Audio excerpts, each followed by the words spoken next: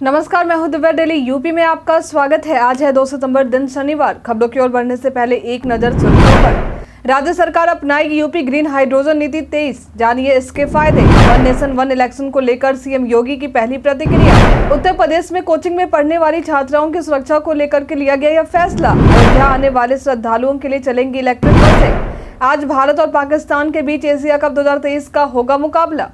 चलिए बढ़ते हैं उत्तर प्रदेश के अब तक के 25 बड़ी खबरों की ओर विस्तार से। एसबीआई में अप्रेंटिस भर्ती 2023 के लिए 6160 पदों पर निकली भर्ती। स्टेट बैंक ऑफ इंडिया ने एसबीआई अप्रेंटिस भर्ती 2023 के 6160 पदों पर भर्ती निकाली है। इच्छुक उम्मीदवार इसके आधिकारिक वेबसाइट sbi.co.in पर जाकर आवेदन कर सकते हैं। आवेदन करने की अंतिम तारीख 21 सितंबर 2023 है। इस पद के लिए यदि शैक्षणिक योग्यता की बात करें तो किसी भी मान्यता प्राप्त यूनिवर्सिटी से ग्रेजुएशन करने वाले अभ्यर्थी इसके लिए आवेदन कर सकते हैं। अक्टूबर या नवंबर में लिखित ऑनलाइन परीक्षा का आयोजन हो सकता है। इस परीक्षा में 100 अंक के कुल 100 प्रश्न पूछे जाएंगे। इसके लिए अभ्यर्थी को 60 मिनट तक का समय दिया जा सकता है। यदि आवेदन शुल्क की बात करें तो अभ्यर्थी को इसके लिए 300 रुपए लगेंगे। वहीं SC या ST अभ्यर्थियों को कोई शुल्क नहीं लगेंगे। चयनित अभ्यर्थियों की नियुक्ति 1 वर्ष तक के लिए की जाएंगी, जहां उन्हें 15,000 रुपए प्रतिमाह स्टाइपेंड के रूप में मिलेंगे। वन नेशन वन इलेक्शन को लेकर सीएम योगी की पहली प्रतिक्रिया। सीएम योगी ने वन नेशन और वन इलेक्शन पर अपनी पहली प्रतिक्रिया दी है। उन्होंने कहा है कि वन नेशन वन इलेक्शन आज के समय की जरूरत है।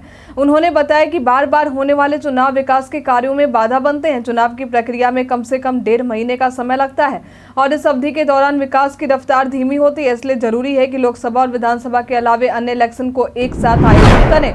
मथुरा में जन्माष्टमी पर 40 से 45 लाख श्रद्धालुओं के आने की उम्मीद। सुरक्षा के लिए हुए कड़े इंतजाम। यातायात से लेकर भीड़ प्रबंधन के पुख्ता इंतजामों के लिए पुलिस प्रशासन मथुरा में श्री कृष्ण जन्माष्टमी को लेकर कमर कस चुकी है। सुरक्षा संबंधी सभी पहलुओं को देखते हुए श्री कृष्ण जन्मभूमि पर सुरक्षा के लिहाज से आयोजित मासिक बैठक में चर्चा के बाद अंतिम रूप दिया जा चुका है। खुफिया एजेंसी की एक रिपोर्ट के मुताबिक 40 से 45 लाख श्रद्धालु 6 से 8 सितंबर के दौरान मथुरा में रहने वाले हैं। भीड़ और सुरक्षा संबंधी को देखते हुए आगरा रेंज से लेकर शासन स्तर अतिरिक्त फोर्स की मांग ASP द्वारा की गई है। मिली जानकारी के अनुसार लगभग 4500 जवान पुलिस, RAF और PSC के रेंज और जोन स्तर से उपलब्ध कराए जा चुके हैं, लेकिन अभी शासन स्तर से फोर्स का आना अभी बाकी है। इसके अलावा शहर के अंदर पड़ने वाले श्री कृष्ण जन्मभूमि और द्वारकाधीश मंदिर को आने वाले प्रमुख मार्गों पर यातायात को प्रतिबंधित रखा जाएगा और ड्रोन से सुरक्षा व्यवस्था की निगरानी किए जाने के साथ ही कई जगहों पर कंट्रोल रूम भी बनाए जाएंगे। कई कारणों से दर्ज है भारत के इतिहास में आज की तारीख। आज के ही दिन वर्ष 1946 में स्वतंत्र भारत के प्रथम प्रधानमंत्री पंडित जवाहरलाल नेहरू ने अविभाजित भारत की अंतरिम सरकार के प्रधानमंत्री के रूप में शपथ ली थी। साथ ही भारत की अंतरिम सरकार जो जवाहरलाल नेहरू के नेतृत्व में थी, ब्रिटिश शासन से भारत के संक्रमण पर निर्भरता हेतु सहायता के लिए बनाई गई थी। आज के ही दिन अंतर्राष्ट्रीय स्तर पर विश्व नारियल दिवस मनाते हैं। आज के ही दिन वर्ष 1838 में भारतीय दार्शनिक भक्ति विनोदा ठाकुर का जन्म हुआ था। आज के ही दिन वर्ष 1965 में भारतीय लेखक पार्थो सेन गुप्ता का जन्म हुआ था। आज के ही दिन वर्ष 1988 में भारतीय क्रिकेटर ईशांत शर्मा का जन्म हुआ था। आज भारत और पाकिस्तान के बीच एशिया कप 2023 का होगा पहला मुकाबला। आज एशिया कप 2023 का रोहित शर्मा की अगुवाई में भारतीय टीम और पाकिस्तान के बीच मुकाबला होने वाला है। बता दें कि यह मुकाबला आज दोपहर 3 बजे से श्रीलंका के पल्ले केले अंतर्राष्ट्रीय क्रिकेट स्टेडियम में होने वाला है। मालूम हो कि टूर्नामेंट में अपना पहला मुकाबला नेपाल के खिलाफ पाकिस्तान की टीम खेल चुकी है, जहां पाकिस्तान को 238 रन से जीत मिली थी। इसे देखते हुए पाकिस्तान टीम अपना हौसला बढ़ाए हुए इस मैच को लेकर फैंस भी काफी उत्साहित हैं।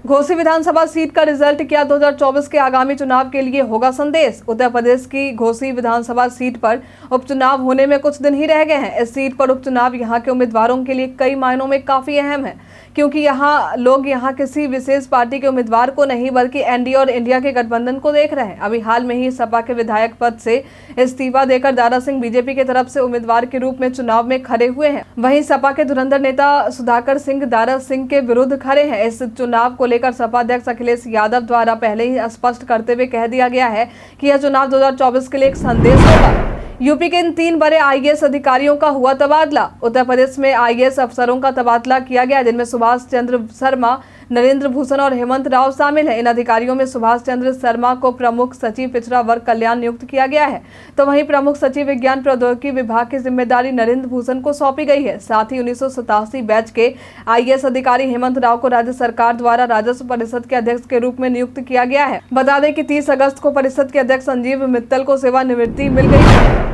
बीएचयू के शोधकर्ताओं ने इस घरेलू उपाय को कोविड से लड़ने में बताया मददगार। बीएचयू के शोधकर्ताओं द्वारा कोविड संक्रमण के 800 मरीजों पर अध्ययन के बाद यह दावा किया गया है सूखी अदरक लड़ने में काफी मददगार है। दरअसल विशेषज्ञों के शोध में आए नतीजों के अनुसार अदरक में वे फाइटोकेमिकल्स होते हैं जो कोविड-19 के प्रसार को रोकने में मदद करते हैं। साथ ही सोंठ यानी सूखे अदरक का चूर्ण आयुर्वेदिक संश्लेषण कोविड-19 के लक्षण और प्रसार को कम करने में भी मदद करता है। बता दें कि सोंठ के प्रभाव का मरीजों पर अध्ययन काशी हिंदू विश्वविद्यालय, आईआईटी, बीएचयू और गुजरात आयुर्वेद विश्वविद्यालय की टीम ने 3 महीने तक 3 चरणों में किया। गौरतलब है कि इस अध्ययन के नतीजे जर्नल और हर्बल मेडिसिन में प्रकाशित किए गए हैं, जो कि ब्रिटेन में national institute of medical herbalist की पत्रिका है। उत्तर प्रदेश में कोचिंग में पढ़ने वाली छात्राओं की सुरक्षा को लेकर लिया गया यह फैसला। उत्तर प्रदेश में छात्राओं की सुरक्षा को देखते हुए इनके कोचिंग संस्थान को लेकर बड़ा फैसला लिया गया है। दरअसल यूपी के मुख्य सचिव दुर्गा शंकर मिश्र द्वारा इस फैसले की चर्चा करते हुए कहा गया कि राज्य में छात्राओं वाले कोचिंग संस्थान रात 8 बजे तक ही चलने चाहिए ताकि वह समय से सुरक्षित अपने घर पहुंच सके। तंग गलियों के बजाय कोचिंग संस्थान खुले में होने चाहिए। गली में कोचिंग होने पर आगजनी, छेड़खानी जैसी अप्रिय घटना घटित होने की संभावना अधिक रहती है। वहीं सेफ सिटी परियोजना की समीक्षा बैठक में मुख्य सचिव द्वारा निर्देश देते हुए कहा गया है कि कोचिंग संस्थान में लड़कियों के अलग टॉयलेट व प्रवेश निकास द्वार पर सीसीटीवी कैमरा अवश्य लगा होना चाहिए। इस संबंध में शिक्षा विभाग दिशा निर्देश जारी कर अनुपालन करवाए। बिग बॉस व कपिल शर्मा शो जैसे प्रसिद्ध टीवी शो में आने का सीमा हैदर को मिला निमंत्रण। प्यार में पाकिस्तान से भारत आई सीमा हैदर को लेकर कोई राजनीति कर रहा तो कोई अपनी अगली फिल्म तो कोई अपने शो में आने के लिए बुलावा भेज रहा। अब इसी बीच मीडिया में यह चर्चा देखने को मिली कि सीमा हैदर को प्रसिद्ध भारतीय टेलीविजन शो बिग बॉस और कपिल शर्मा शो में आने का ऑफर आया है। बता दें कि इस बात की जानकारी सीमा हैदर ने खुद एक वीडियो जारी कर बताई है। लेकिन सीमा ने कहा है कि उसका शो में जाने का कोई इरादा नहीं है। यदि भविष्य में उनका इरादा होगा तो वे इस बात को साझा करेंगी। वहीं सीमा के वकील एपी सिंह द्वारा बताया गया है कि बिग बॉस और कपिल शर्मा शो में सीमा हैदर और सचिन मीना के जाने के लिए उनके पास ऑफर आया था, लेकिन अभी लीगली भी उन दोनों का कार्यक्रम में शामिल होना उचित नहीं है क्योंकि सीमा पर अभी जांच चल रही है। ऐसे में उनका किसी भी शो में जाना ठीक नहीं होगा। काम की बात में आज हम जानेंगे कि जमीन या किसी प्रकार की संपत्ति खरीदने से पहले जान ले ये जरूरी बात। हर व्यक्ति अपने जीवन में अच्छी संपत्ति का अर्जन चाहता है। अपने जीवन भर की कमाई हम जमीन या मकान जैसी संपत्ति खरीदने में लगा देते हैं। ऐसे में यह हमारे जीवन में काफी महत्व रखता है। इसलिए जरूरी है कि जब भी आप इस तरह की संपत्ति खरीदने जाएं तो कुछ बातों का ख्याल रखें और सावधानी बरतें। जब भी किसी जमीन या मकान की खरीद कर रहे हो तो उसके असली मालिक की पूरी जानकारी जरूर ले। साथ ही कुछ कानूनी शब्दावली का इस्तेमाल करो। संपत्ति के टाइटल डीड यानी कानूनी दस्तावेज की जाँच करना बहुत महत्वपूर्ण है। इसके लिए आप किसी अच्छे वकील की मदद ले सकते हैं। इससे आपको पता चलेगा कि अब तक यह जमीन कितनी बार खरीदी या बेची जा चुकी है या इस संपत्ति पर किसी प्रकार का कोई लोन तो नहीं। यदि लोन लिया भी गया है तो उसका भुगतान हुआ है या नहीं। इसके अलावा आप जिस संपत्ति को खरीद रहे हैं उसके बारे में रजिस्ट्रार ऑफिस में जानकारी जरूर ले कि जितनी आपको संपत्ति की माप बताई जा रही क्या उतनी भी है या नहीं। बेचने वाला किसी प्रकार की धोखाधड़ी तो नहीं कर रहा। इसके अलावा आप जमीन खरीदने से पहले स्थानीय अखबार के माध्यम से नोटिस जरूर दें ताकि किसी थर्ड पार्टी का यदि वो जमीन हो तो आपको पता चल जाए। राज्य सरकार अपनाएगी यूपी ग्रीन हाइड्रोजन नीति 23, जानिए इसके फायदे। गैर पारंपरिक ऊर्जा विकल्पों को अपनाने की दिशा में यूपी सरकार एक नए प्रोजेक्ट की तैयारी में है, जिसके तहत राज्य में यूपी ग्रीन हाइड्रोजन नीति 23 के अपनाने की बात सामने आई है। इस प्रोजेक्ट को लेकर सीएम योगी द्वारा कहा गया है कि ग्रीन हाइड्रोजन के निर्माण में पानी का महत्वपूर्ण योगदान रहता है। हम इसका फायदा उठाकर देश के सबसे बड़े ग्रीन हाइड्रोजन निर्माता बन सकते हैं। इसके लिए प्रदेश की छोटी बड़ी नदियों के पास रिजर्व वाटर बनाकर बरसात के पानी का उपयोग ग्रीन हाइड्रोजन बनाने का काम किया जाएगा। सीएम योगी द्वारा बताया गया कि वैश्विक निवेशक सम्मेलन 2023 के दौरान ग्रीन हाइड्रोजन क्षेत्र में इकाइयां स्थापित करने के लिए यूपी को 20 कंपनियों से 2.73 लाख करोड़ रुपए के निवेश प्रस्ताव मिले हैं। इससे 60,000 से भी अधिक लोगों के लिए नौकरी के अवसर पैदा होंगे। प्रदेश सरकार GIS 2023 में हुए सभी MOU को ईमानदारी से लागू करने के लिए प्रतिबद्ध है। ऐसे में हमें अपने जवाबदेही तय करने के लिए जल्द से जल्द ग्रीन हाइड्रोजन नीति लागू करनी है। ज्ञानवापी परिसर में चल रहे सर्वे की बढ़ सकती है समय सीमा। सुरक्षा व्यवस्था में तैनात रहने वाले वाराणसी के बहुचर्चित ज्ञानवापी परिसर में भारतीय पुरातत्व सर्वेक्षण के सर्वे के मद्देनजर बाहर से आई पुलिस फोर्स के ठहरने का समय अग्रिम आदेश तक बढ़ाने का फैसला लिया गया। इस फैसले को देखते हुए अटकलें लगाई जा रही कि ज्ञानवापी परिसर में चल रहे सर्वेक्षण की समय सीमा को और भी बढ़ाया जा सकता है। मालूम हो कि इससे पहले भी 4 अगस्त से इलाहाबाद हाईकोर्ट के आदेश से ज्ञानवापी में ASI के सर्वे का काम दोबारा हुआ था, जहां शहर में सर्वे के लिए ASI की 20 सदस्यीय टीम मौजूद रही। जनरल टिकट के लिए लंबी लाइन का नहीं करना होगा सामना। उत्तर रेलवे लखनऊ मंडल ने बहाल की है सुविधा। अक्सर ट्रेन से यात्रा के दौरान जनरल टिकट के लिए हमें कतार में लगकर लंबी लाइन का सामना करना पड़ता है, लेकिन अब इस झंझट से जल्द ही छुटकारा मिलने की उम्मीद है, क्योंकि अब मोबाइल फोन के ऐप पर ही यात्री रिजर्वेशन की तरह जनरल टिकट भी ले पाएंगे, क्योंकि सुविधा को हाल में ही उत्तर रेलवे लखनऊ मंडल में बहाल किया गया है। फोन पर ही टिकट होने से आपकी यात्रा भी पेपरलेस रह सकेगी। दरअसल यूटीएस एप्लीकेशन से अनारक्षित टिकट प्रणाली को अब स्मार्ट मोबाइल फोन पर जोड़ दिया गया है। यूटीएस अनारक्षित टिकटिंग एप्लीकेशन को प्ले स्टोर के माध्यम से डाउनलोड करके करना होगा। अयोध्या आने वाले श्रद्धालुओं के लिए चलेंगी इलेक्ट्रिक बसें। उत्तर प्रदेश सरकार जल्द ही ई बस सेवा की शुरुआत अयोध्या में करने वाली है, ताकि अयोध्या में दर्शन के लिए आने वाले श्रद्धालुओं को यातायात में अधिक परेशानी का सामना न करना पड़े। बता दें कि राम मंदिर के निर्माण का आधा से ज्यादा काम पूरा हो चुका है, जिस वजह से श्रद्धालुओं की भीड़ लगनी शुरू हो चुकी है। यदि मंदिर निर्माण का कार्य पूरा हो जाता है तो लाखों की संख्या में श्रद्धालुओं की भीड़ देखने को मिलेंगी। इसके अलावा श्रद्धालुओं के लिए जन्मभूमि पथ, भक्ति पथ व राम पथ का निर्माण प्रगति पर है, ताकि अयोध्या आने के लिए उनको सुगम मार्ग उपलब्ध करवाया जा सके।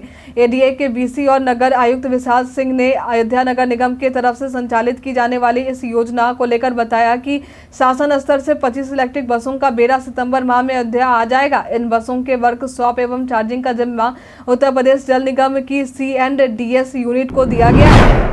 उत्तर प्रदेश के मौसम का मिजाज, चलिए अब जानते हैं उत्तर प्रदेश के मौसम के मिजाज के बारे में। मौसम विभाग के अनुसार पश्चिमी उत्तर प्रदेश में मौसम के शुष्क रहने की संभावना है और पूर्वी उत्तर प्रदेश में 1 या 2 स्थानों पर बारिश या गरज के साथ बौछारें पड़ने की संभावना है। वहीं मौसम विभाग की तरफ से आज किसी तरह की चेतावनी नहीं दी गई है। हालांकि लखनऊ मौसम केंद्र रिपोर्ट के मुताबिक सितंबर के महीने में अधिकतम तापमान और न्यूनतम तापमान सामान्य से अधिक रहेगा, जिससे गर्मी बढ़ेगी और लोगों को दिक्कतों का सामना करना पड़ेगा। सितंबर के महीने में पहली बार सामान्य से अधिक तापमान रहने वाला है।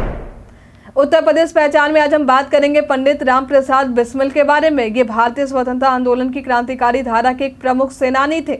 इनका जन्म 11 जून वर्ष 1897 में उत्तर प्रदेश के शाहजहांपुर में हुआ था। ये पेशे से एक कवि, शायर, अनुवादक, बहुभाषा भाषी, इतिहासकार और साहित्यकार भी थे। इन्होंने मैनपुरी षड्यंत्र और काकोरी कांड जैसी कई घटनाओं में भाग भी लिया था। साथ ही हिंदुस्तान रिपब्लिकन एसोसिएशन के सदस्य भी रहे। इनके साहित्यिक रचना में सरफरोशी की तमन्ना, जज्बे शहीद, जिंदगी का राज, बिस्मिल की तरफ आदि शामिल है। इन्होंने कई पुस्तकें भी लिखी, जिनमें मैनपुरी षड्यंत्र, स्वदेशी रंग, अशफाक की याद में या आदि शामिल है। इनके क्रांतिकारी साहस को देख ब्रिटिश सरकार ने इन्हें 30 वर्ष की आयु में फांसी दे दी। प्रयागराज में आयोजित महाकुंभ से पहले जीटी रोड की बढ़ेगी चौड़ाई। उत्तर प्रदेश के प्रयागराज में आयोजित होने वाले महाकुंभ मेले में लाखों लोगों की भीड़ देखने को मिलती है। इस बार भी महाकुंभ का मेला आयोजित होने वाला है, लेकिन उससे पहले जीटी रोड की चौड़ाई बढ़ाने की तैयारी चल रही है। यह चौड़ीकरण की योजना ओलीपी बाग चुंगी से बमरौली तक बनाई जा रही। इस योजना को लेकर विकास प्राधिकरण और पीडब्ल्यूडी के अधिकारियों द्वारा बैठक की जा चुकी है। हालांकि आज के बैठक में इसे लेकर सहमति बनने की उम्मीद की जा रही। मिली जानकारी के अनुसार सड़क के दोनों तरफ 1-1 मीटर तक की चौड़ाई को बढ़ाया जा सकता है, जिसके लिए प्रस्ताव भी तैयार हो चुका है। फिलहाल इस जीटी रोड की चौड़ाई 17 से 18 मीटर तक की है।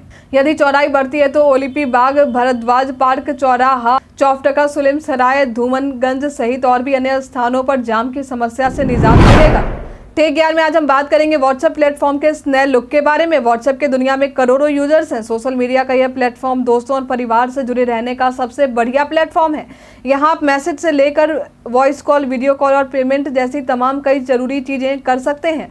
व्हाट्सएप भी अपने यूजर्स की जरूरत को देखते हुए या उनके मनोरंजन के लिए कई तरह के बदलाव लेकर आता है। अब इसी कड़ी में व्हाट्सएप में एक और बदलाव होने की खबर सामने आई है। दरअसल मीडिया में चल रही खबरों के अनुसार जानकारी मिली है कि व्हाट्सएप के यूजर इंटरफेस यानी यूआई डिजाइन को बदल रहा है, जिसके बाद इसे बिल्कुल नया लुक और फील मिलेगा। बता दें कि व्हाट्सएप में जो हरा रंग देखने को मिलता है, इस रंग में कंपनी कुछ बदलाव करने वाली है। इसके साथ ही चैट पर नए फिल्टर ऑप्शन भी देखने को मिल सकते हैं। बता दें कि व्हाट्सएप का यह बदलाव एंड्रॉइड 2.23.13.16 अपडेट के व्हाट्सएप बीटा में देखने को मिलेगा। इन जिलों में पुलिस आयुक्त कानून व्यवस्था की करेंगे समीक्षा। राज्य में कानून व्यवस्था को लेकर योगी सरकार हमेशा सख्त रहती है। अब इसी कड़ी में कानून व्यवस्था को देखते हुए सीएम योगी ने एक बड़ा कदम उठाया है, जहां जिलाधिकारियों को कानून व्यवस्था की समीक्षा, कार्यों का मूल्यांकन और अनुश्रवण जिम्मेदारी सरकार द्वारा सौंपी गई है, जिसके तहत कानून व्यवस्था की समीक्षा पुलिस आयुक्त द्वारा की जाएगी। वहीं इसकी रैंकिंग सीएम डैशबोर्ड पर उपलब्ध सूचना के आधार पर की जाएंगी। मिली जानकारी के अनुसार जहां पुलिस कमिश्नरेट प्रणाली लागू नहीं है, यह व्यवस्था सिर्फ उन्हीं 68 जिलों में लागू की जाएंगी।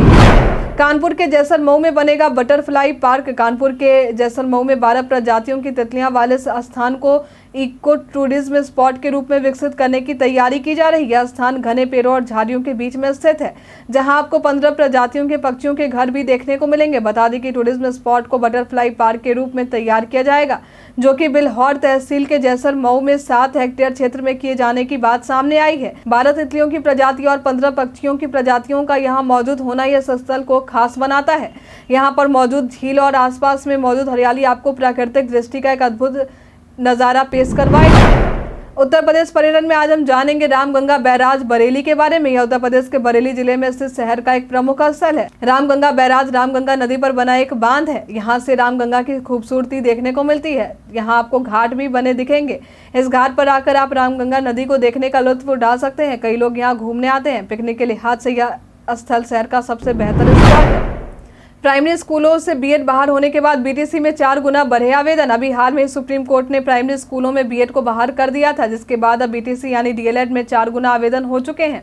जब तक सुप्रीम कोर्ट द्वारा फैसला नहीं लिया गया था, तब तक यानी 11 अगस्त तक प्रदेश के बीटीसी कॉलेजों में 1,02,000 आवेदन देखने को मिले थे, लेकिन 30 अगस्त तक आते आते ये आवेदन 4 लाख के पार हो चुके हैं। बता दें कि बीटीसी पर छात्रों का फोकस होने से बीएड के कॉलेजों पर संकट गहराने लगा है।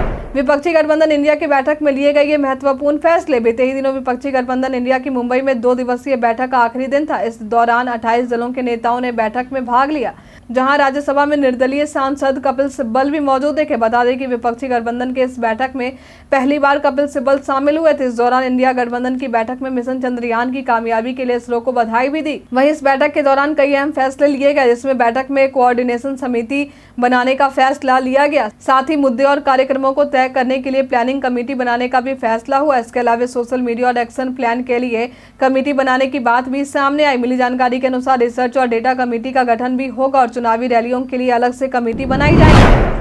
सीबीएसई स्कूलों में 10वीं व 12वीं के बच्चों की 75% उपस्थिति सुनिश्चित करने के लिए लगेंगे बायोमेट्रिक मशीन। बोर्ड की तरफ से जारी निर्देश के बाद अब बायोमेट्रिक मशीन का इस्तेमाल सीबीएसई स्कूलों में कक्षा 10वीं और 12वीं के बच्चों की हाजिरी के लिए भी किए जाएंगे। यदि बच्चा किसी कारण से अनुपस्थित रहता है तो अभिभावकों को आधे घंटे के अंदर इसकी जानकारी देनी होगी। वही 75% उपस्थिति को बोर्ड परीक्षा में शामिल होने के लिए अनिवार्य कर दिया गया है। हालांकि यह नियम पहले भी थे, लेकिन कई स्कूलों की तरफ से इसका पालन नहीं किया जाता था। लेकिन बायोमेट्रिक मशीन के माध्यम से हाजिरी लगने के बाद यह गड़बड़ी नहीं की जा सकेगी। हाजिरी के लिए इस मशीन को सीबीएसई स्कूल में लगाने का निर्देश बोर्ड की तरफ से दिया जा चुका है। आज के लिए फिलहाल इतना ही। अब हम प्रतिदिन आपसे 5 ऐसे जरूरी सवाल पूछेंगे और उसके जवाब बताएंगे, जो कि स्टेट, पीसीएस, पुलिस दरोगा समेत एसएससी जैसे अन्य प्रतियोगी परीक्षाओं में काम आएंगे। सवाल इतिहास, यूपी स्पेशल, विज्ञान, करंट अफेयर्स और भूगोल से रहेंगे। तो हमारा पहला सवाल है, हाल ही में कहाँ G20 फिल्म फेस्टिवल शुरू हुआ है? ऑप्शन ए है हैदराबाद, ऑप्शन बी है नोएडा, ऑप्शन सी है नई दिल्ली, ऑप्शन डी है बेंगलोर। इसका सही उत्तर है नई दिल्ली। हाल ही में किसको जुलाई 2023 के लिए ICC players of the month नामित किया गया है? ऑप्शन ए है जो रूट, ऑप्शन बी है मिचेल स्टार्क, ऑप्शन सी है एस्ले गार्डनर, ऑप्शन डी है रोहित शर्मा। इसका सही उत्तर है एस्ले गार्डनर। हाल ही में किस राज्य सरकार ने अपने सभी सरकारी अस्पतालों में आईवीएफ ट्रीटमेंट मुफ्त में शुरू किया है? ऑप्शन ए है गोवा, ऑप्शन बी है हरियाणा, ऑप्शन सी है नोएडा, ऑप्शन डी है दिल्ली। इसका सही उत्तर है गोवा। निम्न में से कौन से फसल के उत्पादन में उत्तर प्रदेश देश में अग्रणी राज्य है? ऑप्शन ए है चावल, ऑप्शन बी है दलहन, ऑप्शन सी है जौ, ऑप्शन डी है बाजरा। इसका सही उत्तर है जौ। उत्तर प्रदेश में गोविंद बल्लभ पंत सागर परियोजना कहाँ स्थित है? ऑप्शन ए है देवप्रयाग मिर्जापुर, ऑप्शन बी है पिपरी सोनभद्र, ऑप्शन सी है नरौरा बुलंदशहर, ऑप्शन डी है बेतवा झांसी। इसका सही उत्तर है पिपरी सोनभद्र। सवाल जवाब के दौर अब समाप्त होते हैं। आप में से कितने लोगों ने हमारे सवाल का सही जवाब दिया है, कमेंट करके जरूर बताएं। वीडियो के अंत में हम उनका नाम जरूर लेंगे। उत्तर प्रदेश के तमाम खबरों के साथ बने रहने के लिए देखते रहें डेली यूपी। और साथ ही अगर आप यूट्यूब से देख रहे हैं तो चैनल को सब्सक्राइब करें। अगर आप फेसबुक से देख रहे हैं तो पेज को लाइक करना ना भूलें। और हाँ, आप उत्तर प्रदेश के जिस भी क्षेत्र से देख रहे हो उस क्षेत्र का नाम हमें हमारे कमेंट सेक्शन बॉक्स में लिखकर जरूर बताएं। धन्यवाद।